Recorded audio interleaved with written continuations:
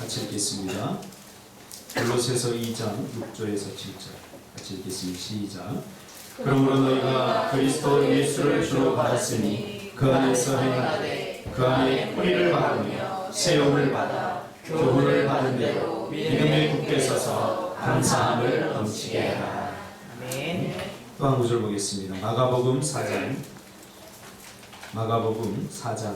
18절에서 19절입니다.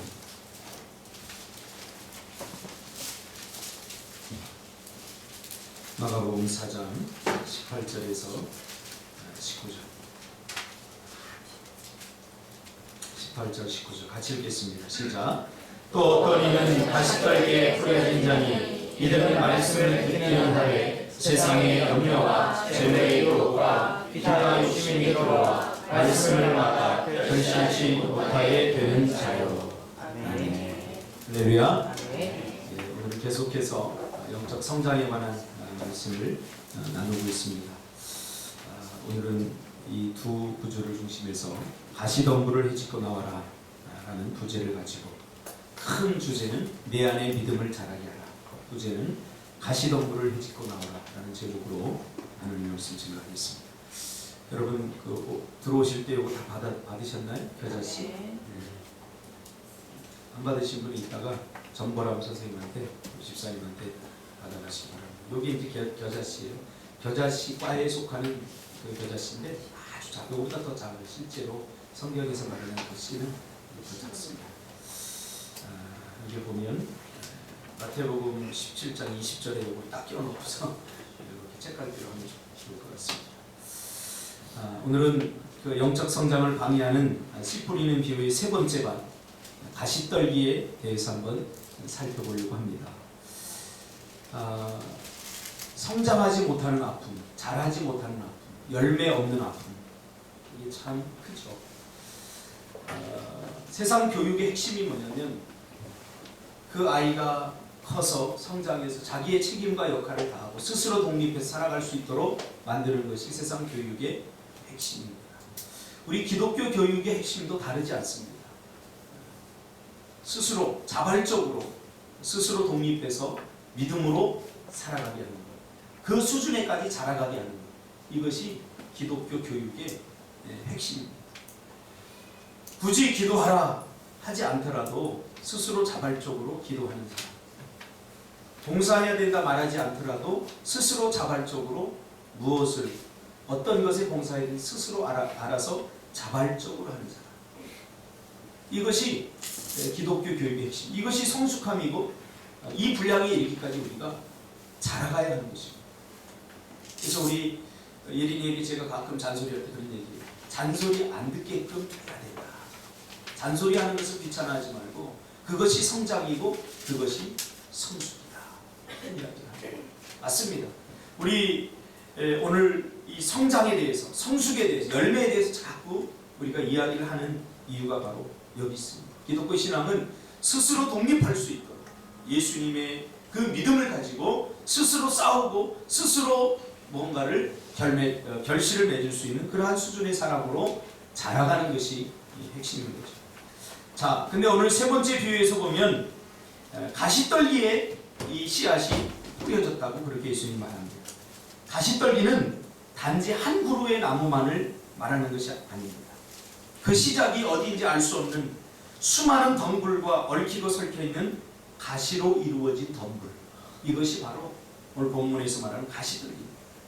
그러니까 가시나무 어떤 그 하나에 떨어진 게 아니라 수많은 가시로 이루어진 덩굴, 그 밭을 말하고 있는 거죠.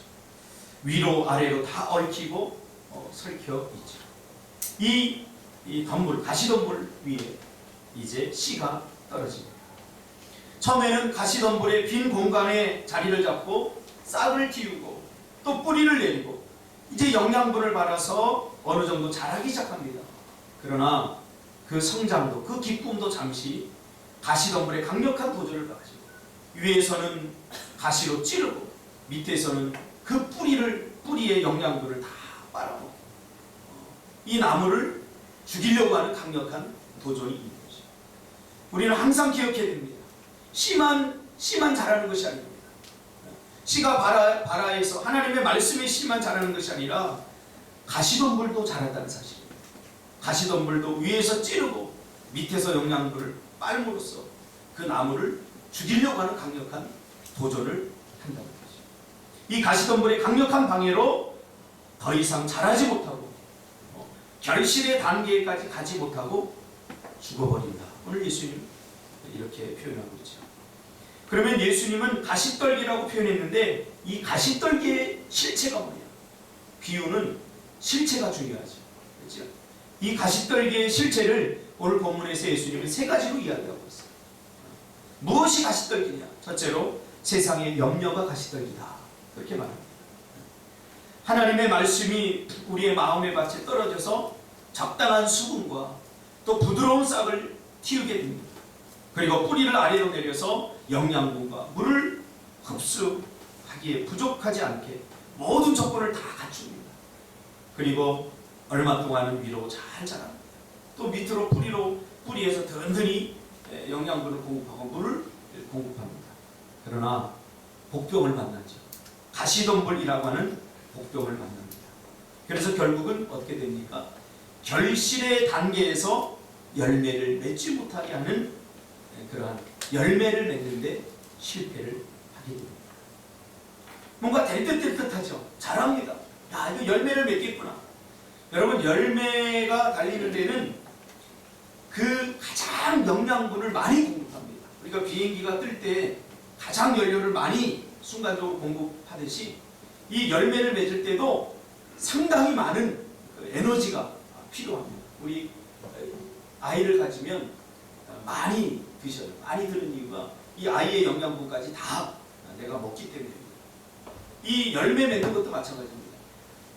많은 에너지를 빨아들여야 되는데 밑에서는 뿌리가 그것을 방해하고 있고 또 위에서는 날개, 이파리를 넓게 하는 이유가 있어요. 이 영양분을 많이 햇빛으로부터 오는 영양분을 많이 빨아들여야 광합성 작용을 하고 그렇게 하는데 그걸 하지 못하도록 그렇게 위에서는 누르는 거죠. 더 이상 자라지 못하게. 그럼으로써 뭔가 기대를 잔뜩 했다가 열매 없는 나무가 되어버리죠. 예수님이 멀리서 보니까 입이 풍성한 그 무화과 나무를 보고 갔더니 열매가 없죠. 그 나무를 저주하죠. 그렇죠? 열매 없는 인생. 뭔가 될 듯 될 듯 하면서 안 되는 거죠. 그렇죠? 입은 푸고 뭔가 잔뜩 기대했는데 결실을 맺는 데는 실패하게 되는 거죠. 이제 조금 있으면 결실할 수 있는데 결국 가시덤불의 강력한 도전에 그만 모든 것이 한순간에 다 날아가 버리는 거죠. 그러므로 염려는 가시덤불 안에 자기 자신을 스스로 가두는 그런 행위입니다. 염려라고 하는 것은. 염려라고 하는 가시덤불 안에 자기 스스로를 가두는 이것이 바로 염려. 염려는 성장을 방해할 뿐만 아니라 결실을 하지 못하도록 하는 치명적인 사단의 도전입니다. 염려는 다른 말로 표현하면 의심입니다. 염려는 의심의 또 다른 표현입니다. 그래서 야고보서 1장 7절에서 야고보 기자는 오직 믿음으로 구하고 조금도 의심하지 말라. 의심하는 자는 마치 바람에 밀려 요동하는 바다 물결 같으니 이런 사람은 무엇이든지 죽게 얻기를 생각하지 말라. 그렇죠? 기도하는데 그 기도의 응답이라고 하는 결실이 우리에게 오기까지는 기도하면서 의심하지 말라. 이거 하나님 주실까? 의심하면 무엇이든지 죽게 얻기를 생각도 하지 말라고 했어요. 기도의 결실을 맺으려면 가장 중요한 것은 바로 믿음으로 구하는 겁니다. 하나님께서 반드시 주실 것이라고 하는 그 믿음을 가지고 구해야 된다는 겁니다. 기도하는 여정 속에서 믿어지지 않으면 믿어질 때까지 계속해서 기도하는 것이 여러분 필요합니다. 근데 이 염려는 순간적으로 침투적으로 우리에게 다가옵니다. 이 염려의 가시가 내 안에 박혀서 내 믿음을 찌르고 내 여리고 연약한 믿음은 그 가시에 찔려서 상처를 입고 더 이상 뭔가 시도하고 더 이상 뭔가를 해보고 싶은 열정을 다 포기하게 만듭니다. 하나님의 말씀도 마찬가지예요. 말씀을 막 기쁨으로 받고 뿌리를 내리고 막 성장할 때 우리가 얼마나 기쁩니까? 그러나 염려가 그 사람 마음 안에 다 침투해버리면 그 다음부터 기쁨이 싹 사라져요. 근심이 찾아오고 걱정이 찾아오고 얼굴 표정이 달라집니다. 하나님의 말씀이 우리의 삶 속에 열매 맺지 못하게 하는 가시는 바로 염려의 가시라고 주님은 말하고 있습니다. 염려가 주는 두려움을 극복하지 못하면 절대로 결실할 수 없습니다. 아무리 많이 뿌린다고 할지라도 아무리 잘한다고 할지라도 염려를 극복하지 못하면 우리 인생은 가난해지고 궁핍해지며 그 인생의 창고가 비어갈 수밖에 없습니다. 그래서 삶에 허덕하게 되죠. 믿음이라고 하는 결실을 염려가 다 뺏어가. 그래서 우리의 창고에 믿음이라고 하는 곡식을 쌓아둘 수가 없어요. 텅텅 비게 되죠. 그러니까 믿음이 없으니까 늘 궁색하고 늘 가난해지고 우리의 영적으로 우리의 삶이 빈궁해지고 허덕이게 되는 거죠. 그러니까 염려는 이렇게 무서운 것입니다. 근데 이 염려는 실투적으로 다가와요. 아무리 믿음 좋은 사람도 제가 그런 얘기를 하잖아요. 우리 기독교는 돌을 닦는 종교가 아닙니다. 20년, 30년, 40년 신앙생활을 했다고 돌을 다 닦아서 어느 정도 수준에 딱 올라서 이 정도는 내가 다 아닙니다. 아무리 믿음이 좋은 사람도 다 염려의 공격을 받을 수 있어요. 근데 여기에 무너져 버리면 이 침투적인 어느 날 갑자기 주어지는 이 침투적 사고에 이 마음을 빼앗겨 버리고 믿음을 공격당하면 저는 그런 사람 많이 봤어요. 믿음 없는 사람들. 저 사람이 30년 동안 믿음 생활하는 거 맞아. 그러면서 교회를 떠나기도 하고 주님을 부인하기도 하고 그런 사람을 많이 봤어요. 왜 그래요? 믿음이라고 하는 그 믿음을 염려의 가시가 깊게 찔러서 상처나고 그렇게 됩니다. 그래서 우리 인생을 공허하게 하고 텅 비게 만들어버립니다. 근데 놀라운 것은 사람들은 이 염려를 별로 대수롭지 않게 생각한다. 염려는 우리가 인생을 살아가면서 누구나 경험하게 되는 그런 대수롭지 않은 누구나 다 하는 것 아니야? 이 정도로 생각합니다.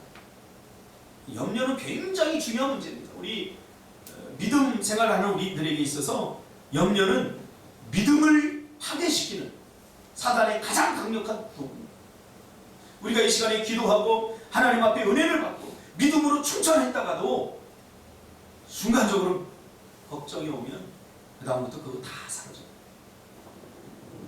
우리 배세강 집사님 아무리 믿음으로 은혜를 받고 이 시간에 했다고 해도 야 이제 연말이 이제 월말이 다가와서 이제 마무리를 해야 되는데 이 돈은 안 들어오고 이번에 사업자 이 염려가 팍 들어와 버리면 그 다음부터 모든 기쁨이 다 사라져. 하드값 맺고 이게 염려. 사단이 우리의 약점을 가장 잘 알지 않습니까? 어떤 사람은 그 염려가 물질로 다가올 수도 있고 자식으로 다가올 수도 있고 사업으로도 다가올 수 있고 여러 가지로 다가올 수 있어요. 어떤 사람 마음에 상처가 난 사람들은 그 두려움 이런 것들로 우리에게 다가올 수 있다. 그러므로 염려를 대수롭지 않게 생각하면 안 됩니다. 염려가 올 때 우리는 이것을 붙잡고 싸우시기를 바랍니다. 기도해야 돼요. 기도. 어제 우리 청년들과 이렇게 야외로 나가서 아래뱃길에 이렇게 동그란 원이 있는데 거기로 이렇게 가보면 유리가 돼 있어 밑에 보여요. 까맣게. 저 약간 저도 고소공포증이 있거든요. 그래서 바다는 내가 염려가 안 되는데 비행기를 탈 때는 약간 걱정이 되기도 해요. 이렇게 가는데 갑자기 희수가 가다가 다 멈추는 거예요. 가만히 보니까 좀 무섭구나. 무서움을 타는구나. 그래도 희수야 가자 그랬더니 싫어요. 그랬더니 확 돌더니 뒤로 이렇게 가버려요. 그래서 이렇게 가서 희수야 가자 그랬더니 여기 있는 게 더 좋아요. 두려움에 사로잡힌 거죠. 두려움은 어떻게 생깁니까? 미래에 일어날 일들에 대해서 내가 대처할 능력이 없다고 생각할 때 생기는 것이 두려운 마음. 대처할 능력이 있다면 두려움은 절대 생기지 않습니다. 예를 들면 시수가 새라면 그 꼭대기 난간에 서 있어도 절대 두려워하지 않겠죠. 왜? 떨어지면 날면 되니까. 근데 시수에게는 날개가 없어요. 그렇기 때문에 두려워. 사단이 이것을 아주 잘 활용합니다. 미래에 일어날 일들에 대해서 우리가 대처할 능력이 없음을 사탄은 알고 계속 우리에게 두려움을 주죠. 마태복음 6장 27절에 보니까 주님은 이것을 잘 아셨어요. 그래서 염려의 무의미에 대해서 분명히 경고하십니다. 염려하지 마라. 너희 중에 누가 염려함으로 그 길을 한 자라도 더 할 수 있겠느냐. 염려로 해결할 수 있는 문제가 아무것도 없다는 거예요. 염려함으로 해결할 수 있다면 우리가 3박 4일 염려해야 됩니다. 4박 5일도 염려해야 됩니다. 그러나 염려함으로 해결될 일이 하나도 없다는 거예요. 여러분 염려하지 마시기 바랍니다. 염려하면 오히려 마음만 상합니다. 염려하면 오히려 다 다운됩니다. 그럼에도 불구하고 염려가 습관이에요. 어떤 사람들은 무슨 일을 시작할 때 그냥 염려부터 하고 시작합니다. 기대하고 시작해야 됩니다. 이거 안 되면 어떡하지? 안 되면 어쩔 수 없는 거예요. 근데 염려한다고 안 되는 일이 되는 일로 바뀌지 않는다는 거예요. 주님이 분명히 얘기했어요. 염려함으로 키를 한 자로 더 할 수 있는 거예요. 그러니까 염려를 버리라는 거예요. 여러분이 인생에서 염려를 몰아내시길 바랍니다. 염려는 침투적으로 다가오고 습관적으로 다가올 때 우리는 이것을 대수롭지 않게 여기기 때문에 염려가 우리 안에서 둥지를 틀고 염려 왕국을 만들어버려요. 그래서 뭐 요만한 거 하나까지 다 염려하려고 해요. 여러분 이 시간에 염려를 다 버리시길 바랍니다. 여러분이 염려함으로 키를 한 자나 더 자라게 할 수 없다는 사실을 우리가 분명히 해요. 그러므로 우리의 영적이고 신앙적인 행위에 염려를 극복하지 못하면 항상 아무것도 얻을 수 없게 됩니다. 빈 인생, 텅 빈 인생이 됩니다. 기도하면서 염려하고 예배하면서 염려하고 순종하면서 염려할 수는 없는 거죠. 근데 우리는 여전히 기도하고도 돌아서면 다시 염려하고 예배의 순간에 말씀으로 다가온 하나님을 경험하고 모든 것을 다 얻을 것 같았는데 또 돌아서면 다시 염려하고 우리 신앙에서 극복해야 될 첫 번째 문제는 바로 이 염려의 문제예요. 마태복음 6장 34절에서 그러므로 성경에서 그러므로가 나오면 앞에 어떤 내용에 대한 결론입니다. 그러므로 내일 일을 위하여 염려하지 말라. 내일 일은 내일이 염려하게 할 것이요 한날의 괴로움은 그날로 족하니라. 내일 일은 내일이 염려하게 할 것이요. 내일이라고 하는 이 단어에 인격을 부여했죠. 그러니까 우리나라 번역이 약간 조금 부족한 부분이었는데 원래 번역은 이겁니다.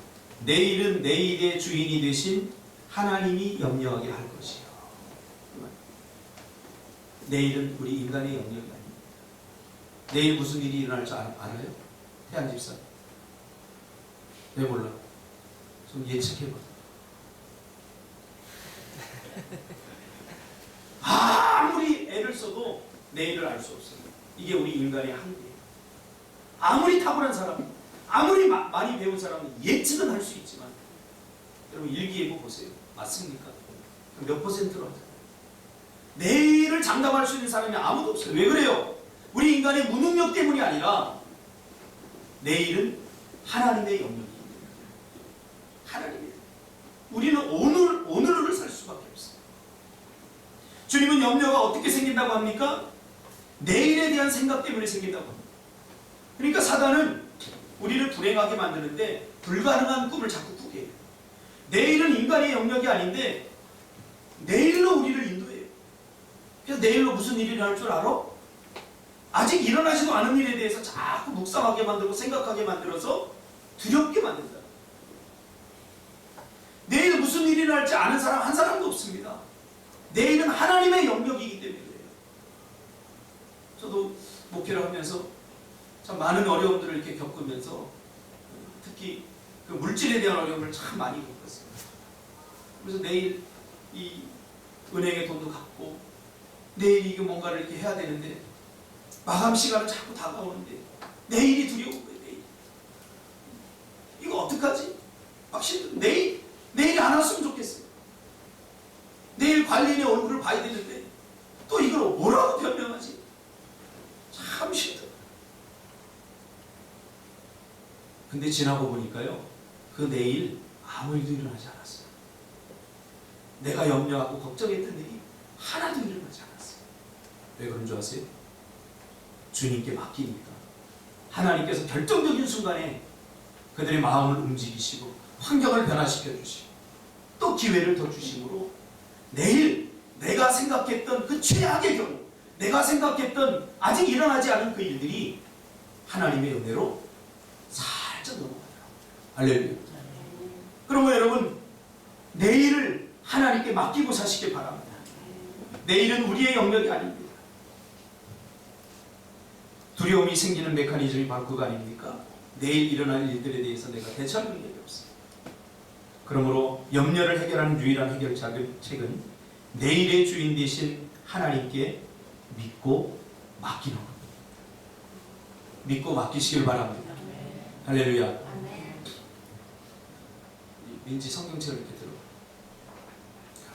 믿고 맡긴다는 게 그게 네 모든 염려와 걱정, 염려, 근심이 여기 다 들고 있는 거야. 그 현선에 줘. 네 손에 있어 없어? 없잖아. 이게 맡기는 거야. 이게 맡기는 거야. 우리가 하나님께 맡긴다고 할 때는 이렇게 다 하나님께 드리는 거야. 내 손에 없잖아. 근데도 걱정을 해요. 여러분 다 맡기시길 바랍니다. 그래서 베드로 사도는 하나님의 백성들이 이 땅에 살아가는 자체를 영적 전쟁으로 보고 사단의 강력한 무기는 바로 우리에게 근심과 염려라는 강력한 무기로 도전한다고 보았습니다. 사단은 우리를 염려라고 하는 무기로 우리를 기습합니다. 그 염려에 기습당하면 우리는 그것에 붙들려서 아무것도 못합니다. 어제 저는 희수가 그 앞에 서서 두려움에 떠는 걸 봤습니다. 딱 서 있어요. 그 공포가 아무것도 못하는 거예요. 염려에 사로잡히면 아무것도 못하는 거예요.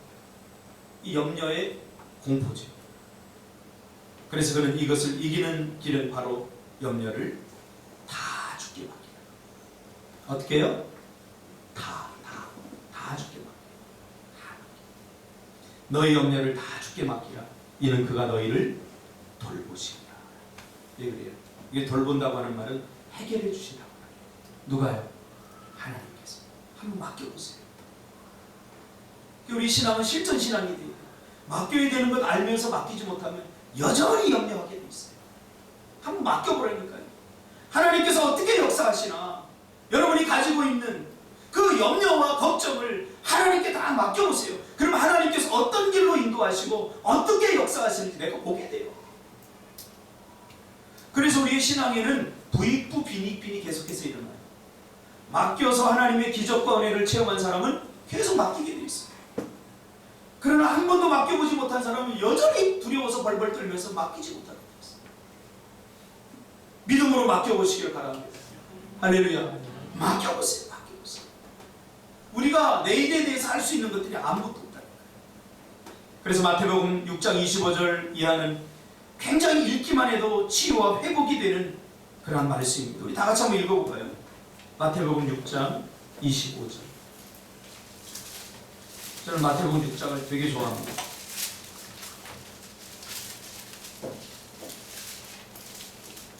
특히 염려와 걱정이 있을 때 이 성경을 반복해서 계속 읽으면 내 안에 희망이 생기고 용기가 생기는 걸 저는 자주 경험합니다.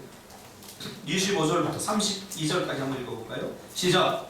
그러므로 내가 너희에게 이르노니 무엇을 위하여, 목숨을 위하여 무엇을 먹을까, 무엇을 마실까, 몸을 위하여 무엇을 입을까 염려하지 말라. 목숨이 음식보다 중하지 아니하며 몸이 의복보다 중하지 아니하며 공중의 새를 보라. 심지도 않고 거두지도 않고 창고에 모아들이지도 아니하되 너희 하늘 아버지께서 기르시나니 너희는 이것들보다 귀하지 아니하냐. 할렐루야.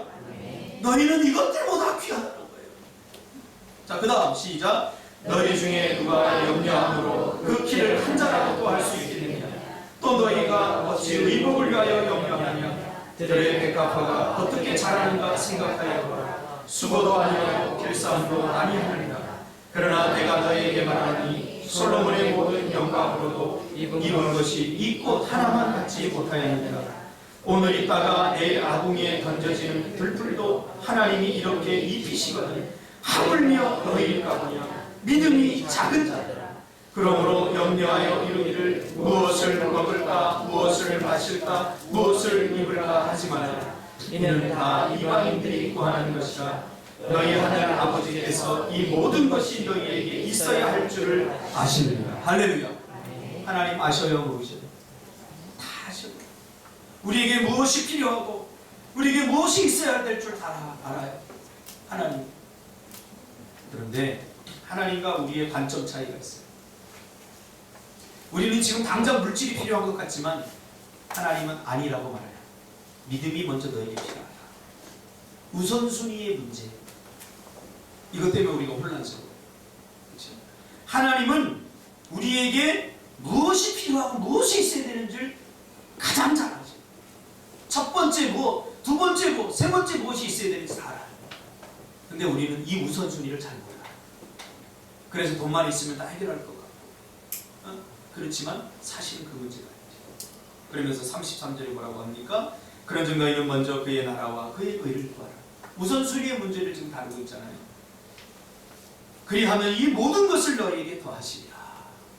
먼저 우리가 구해야 될 것은 믿음이라. 먼저 구해야 될 것은 그의 나라와 그의 의를 구하라. 그리하면 이 모든 것은 내가 다 더하여 주시겠다. 그렇게 말하고 있습니다. 마지막 34절이 참 은혜 같습니다.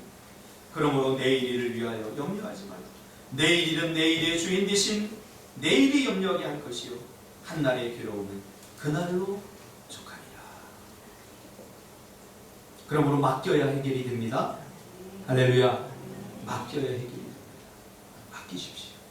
우리 자녀들 보면 맡기고 끝이에요. 엄마 내일 책 사야 돼. 맡겼어요. 그리고 엄마가 돈 안 주면 어떡하지? 엄마가 책 안 사주면 어떡하지? 그러면서 고민하면서 밤새우지 않아요. 그래 한마디만 딱 던지고 맡기면 그 다음부터는 막 즐겁게 놀아요. 맡기는 것에 대해서 우리 어린아이들한테 배워요. 어린아이와 같은 순전한 마음으로 여러분 미래를 맡기시기 바랍니다. 여러분의 자녀들을 맡기시고 여러분의 사업을 맡기시고 지금 무엇 때문에 두려워합니까? 무엇 때문에 염려합니까? 하나님께 다 맡기시면 하나님께서 가장 적절한 시간에 해결해 주실 줄 믿습니다. 조급하지 마세요. 그래서 하나님보다 앞서가지 마세요. 지금 내가 사고 다 저질러 놓고 내가 다 해놓고 하나님 뒤치다거리지 그러면 안 돼요. 하나님을 앞장 세우고 나는 천천히 그 뒤에 따라가요. 그러므로 맡겨야 해결이 되고 맡겨야 염려라고 하는 가시덤불을 해집고 나올 수 있습니다. 가시덤불을 뚫으면 그 다음은 가시덤불의 공격 따위에 흔들리지 않게 됩니다. 가시덤불이 자랄 수 있는 한계가 있죠. 큰 나무가 되면 가시덤불에 더 이상 방해할 수 없어요. 그리고 밑에도 뿌리가 굵게 자라서 가시 따위가 이 뿌리를 공격할 수 없게 되는 거죠. 그렇죠? 그래서 이 염려라고 하는 이 문제, 염려라고 하는 가시덤불을 해집고 나오면 그 다음부터 우리가 염려 때문에 결실하지 못하는 일은 없게 됩니다. 여러분 염려를 뚫고 나오는 영적 거목들이 되시길 바랍니다. 할렐루야. 영적 거목들을 맡겨버렸어요. 자, 두 번째 가시는 재리의 유혹입니다. 재물의 유혹이라고 주님이 말씀하셨죠. 돈 싫어하는 사람 없습니다. 한번 손 들어보세요. 돈 싫어하는 사람. 다 좋아하네요. 우리는 이것을 인정해요. 마치 그리스도인들이 돈 안 좋아하는 척 그렇게 하지 마세요. 조투석 돈 좋지? 네, 돈 좋대. 돈 벌러 왔잖아. 돈 좋습니다. 마치 안 그런 척 하는 사람들이 이게 뭔가 문제예요. 돈 좋아해. 저도 돈 좋아해요. 제가 설교 끝나고 배집사가 나한테 10만 원 주면 다음 주에 설교를 더 잘할 수 있을 것 같아요. 돈 좋습니다. 우리 이것을 인정해야 돼요. 그런데 황금을 돌같이 보라고 한 것은 황금의 무가치성을 말하는 것이 아니라 황금을 바라보는 우리의 시선, 황금을 대하는 우리의 마음의 자세와 태도가 중요합니다. 다시 말하면 의미 부여에 대한 문제입니다. 돈이라고 하는 것은 여러분 황금 이 금속 덩어리 아닙니까? 근데 여기에 우리 가치를 부여하고 의미를 부여하니까 이걸 소중하게 해요. 여기 지금 철덩어리들이 있는데 이게 이렇게 널려 있어도 아무도 가져가려는 사람 없어요. 그럼 이걸 금으로 만들었다고 생각해 보세요. 아마 여러분 호시탐탐 노릴 거예요. 그치 지? 새벽기도 나올 거지. 새벽이 없을 때 가져가려고. 왜 금속 덩어리를 황금을 그렇게 귀하게 여겨요? 여기에 의미를 부여했기 때문에 이건 귀하다. 화폐의 가치도 마찬가지입니다. 돈 그 종이 쪼가리 그게 뭐 중요합니까? 그러나 거기에 5만 원 이렇게 쓰 있으면 떨어지면 휴지는 발로 차서 보지도 걸들떠 보지도 않고 5만 원 그리면 주위부터 살피고 주문해놓지. 5만 원에 가치 부여하고 의미 부여했기 때문에 오늘 우리는 너무나 이 물질에 자기의 마음을 많이 쏟아요. 아무것도 아니거든요. 이 물질 때문에 이 종이 덩어리 때문에 인생을 다 허비하고 돈 버느라 돌아와 보니까 뭐 내가 뭐 한 거야 도대체. 저는 상담을 하면서 그런 사람들 많이 보고 아니 내 인생은 다 지나갔는데 이제 뭐 아파트 뭐 80평이 무슨 의미가 있냐. 아무 의미가 없는 거예요. 사단에게 속은 거죠. 황금 덩어리라고 하는 이 금속 물질 이거 몇 개 이거 얻으려고 그렇게 되는 거죠. 돌덩어리에 금속 덩어리에 불과하지만 거기에 사람들이 의미 부여를 해보면 그것이 뭐냐 바로 우상이 되는 거예요. 그리고 그 중심에는 바로 인간의 자기 숭배가 있는 거죠. 이것을 로마서는 이렇게 말합니다. 로마서 1장 28절에 또한 그들이 마음에 하나님 부디를 싫어하며 하나님께서 그들을 그 상실한 마음대로 내버려두사 합당하지 못한 일을 하게 하셨습니다. 합당하지 못한 일 이게 뭡니까?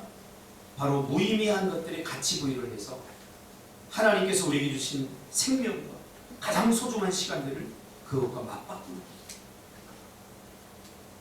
황금을 자기 생명보다 위에 두는 이게 바로 우상숭배.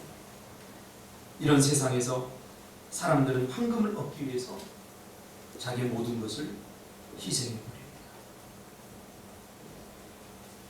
신앙은 마음의 문제인데 마음을 하나님께 두고 살아가는 것인데 그것을 위협할 만한 것이 바로 재물이라는 거죠.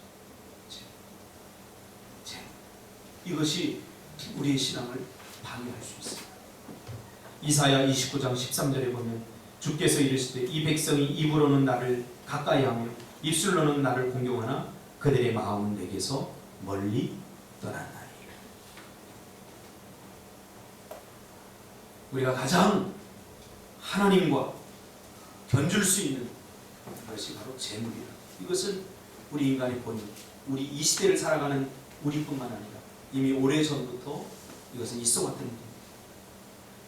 여기에 마음을 빼앗겨버리면 신앙도 믿음도 다 필요 없어요. 저는 우리 김치 떡볶이나 우리 옥수 백민지 집사나 히즈스토리나 참 귀하다고 봐요. 왜냐하면 수요 예배 때도 딱 조금 더 팔 수 있는 물을 딱 갖고 와. 이게 보통 믿음이 아니에요. 제가 돈을 벌어봐서 알아요.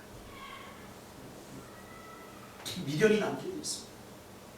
수요일날 그 시간 조금 더 하면 더 많이 벌 수 있고 토요일날도 마찬가지 열면 더 많이 벌 수 있고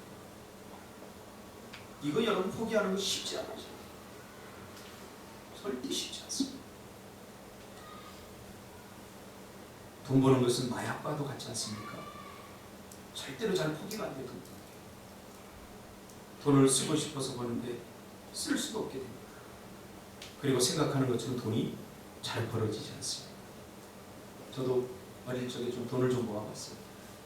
초등학교 저학년 때 한 2만 5천 원 모아봤어요. 할렐루야. 여러분 그때 시대 2만 5천 원이면요 엄청납니다. 왜 모았는가? 시계, 전자시계를 내가 오늘 시계 안 차거든요. 전자시계를 하나 사고 싶었어요. 누님이 시계를 하나 사줬는데 방수가 안 되는 거라 저수지에 수영하다가 물이 쏙 들어가 버렸어요.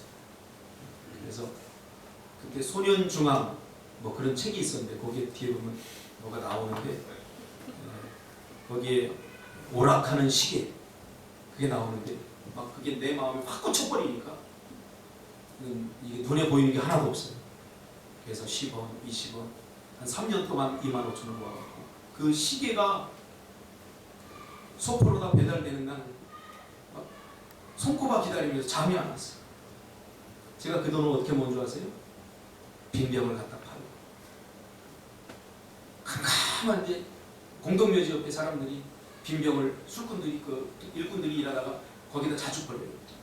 밤엔 잘 가지도 않아요. 근데 밤에 가야 다른 사람들이 안 가져가거든요.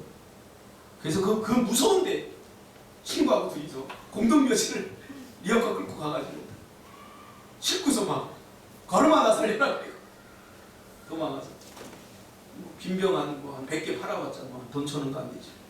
몇백원, 200원, 300원 그렇게 해서 3년 동안 모아서 자 그걸 샀어요.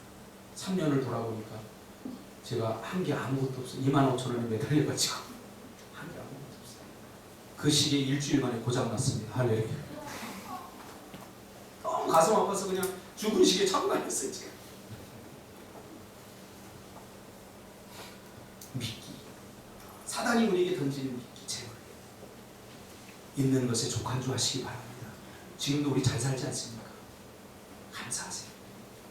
굶는 사람 있으면 제가 쌀 사다 드릴게요. 굶는 사람 감사하세요. 조금만 더 하다가 인생 끝났다. 조금만 더. 받은 거 족한 줄 여기시기 바랍니다. 제가 좋아하는 말 있지 않습니까? 이미 주신 것은 감사하고 아직 주시지 않은 것은 주실 것을 기대하고 살아가시기를 주님의 이름으로 축복합니다. 제가 어릴 적에 망둥어를 이렇게 잡아요. 백령도에서는 망둥어를 낚시로 안 잡고 개구리 뒷다리를 잡습니다. 이 망둥어들이 얼마나 멍청한지 개구리 잡아서 이렇게 칼로다가 조각을 내서 이렇게 뿌리면 그거 먹어요. 그리고 유인을 합니다. 수많은 때 개구리 뒷다리를 쫙 뽑아가지고 저수지 이렇게 대고 있으면 물어요. 그 뒷다리 한번 꽉 물고 그 다음에 이렇게 서 따라오려는 걸 봐요. 이렇게 올라 손으로 쑥 넣어도 입을 절대 안 해요. 돈에 한번 물리게 되면, 돈을 한번 물게 되면 우리도 이와 같을 수 있어요. 신앙, 별로 중요하게 믿음, 기도, 별로 중요하게 사단이 던지는 미끼.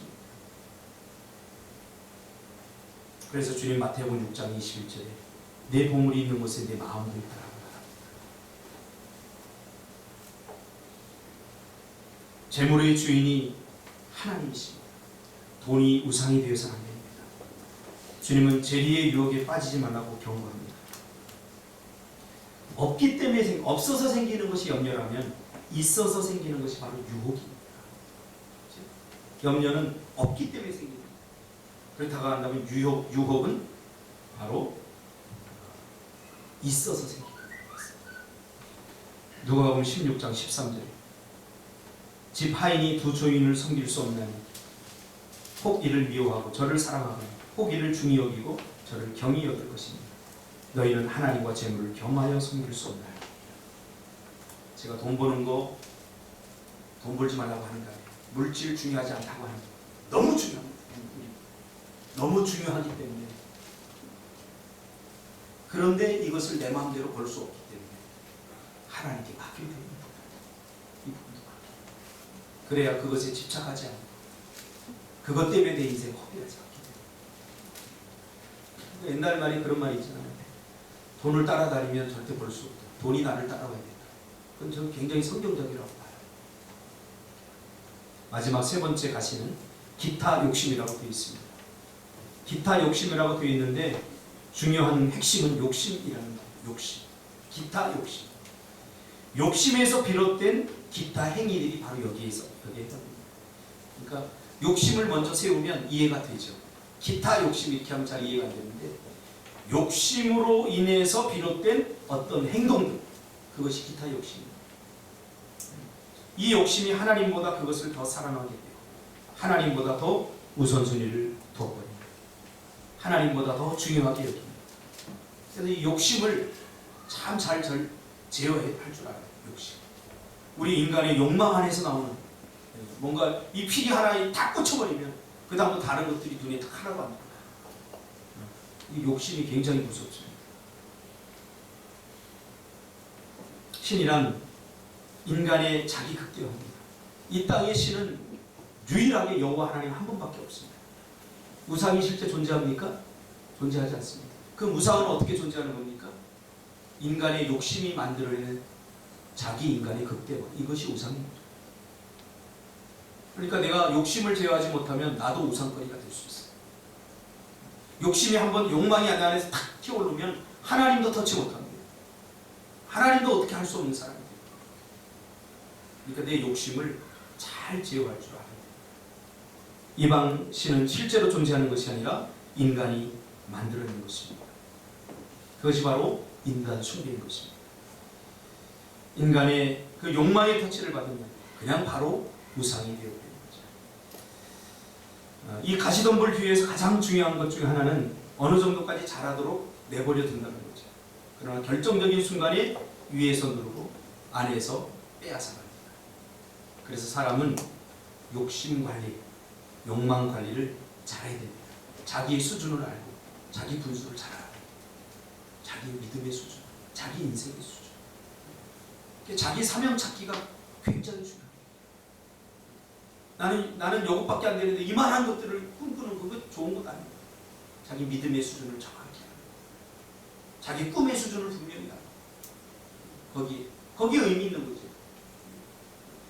교회 청소하는 것이 사명이라면 하나님 보시기에는 그게 위대한 거예요. 사람들이 보기에는 직업에 귀천이 있다고. 제가 전번주에 상담을 하는데 어떤 분이 그래요. 직업에 귀천이 있습니다. 그렇게. 제가 직업의 귀천이 성경에서는 없다고 말합니다. 혹시 여러분들 중에 직업에 귀천이 있다고 생각하는 분이 바꿔야 돼요. 그 불행해져요. 직업에는 귀천이 없어요. 하나님께서 나에게 양말을 끼라고 한다면 그것이 소중하고 그것에 최선을 다하는 것이 하나님께 인정받는 길이에요. 남들처럼 멋져 보이는 뭐 변호사, 의사 이런 거 뭐 아니에요. 하나님의 부르심에는 다 달라요. 전부 다 달라요. 그것에 만족하고 그것에 기뻐하고 사는 것이 얼마나 중요해요. 참새는 참새로서의 가치가 있는 거고 독수리는 독수리로서의 가치가 있는 거예요. 참새가 독수리처럼 날아보려고 위로 올라갔다 죽어버리는 다 가치가 있는 거예요. 자기의 믿음의 수준, 자기 인생의 수준을 분명히 깨닫는 거예요. 여러분 욕심을 버리시기 바랍니다. 사단은 우리의 약점을 너무나 잘 압니다. 그래서 어느 정도 잘하는 것을 두려워하지 않습니다. 결정적인 순간에 우리의 약점을 공격해버립니다. 여러분, 주님은 여러분들이 이 가시덤불을 헤집고 나오기를 원하십니다. 초대교회 성도들은 그랬죠. 가시덤불을 뚫고 나왔죠. 그래서 초대교회 성도들은 죽는 것을 두려워하지 않았어요. 그래서 핍박하면서 너희들 죽인다? 그러니까 그래 죽이라. 죽는 것을 두려워하지 않았어요. 야, 내 꿈이 숨겼는데 그럼 나를 빨리 죽여줘. 그러면서 죽음의 현장으로 막 달려갔어요. 그것을 보면 세상 사람들이 두려워한 거죠. 여러분, 우리 믿음을 공격하는 가시덤불을 헤집고 나오시기를 주님의 이름으로 축복합니다. 기도하겠습니다.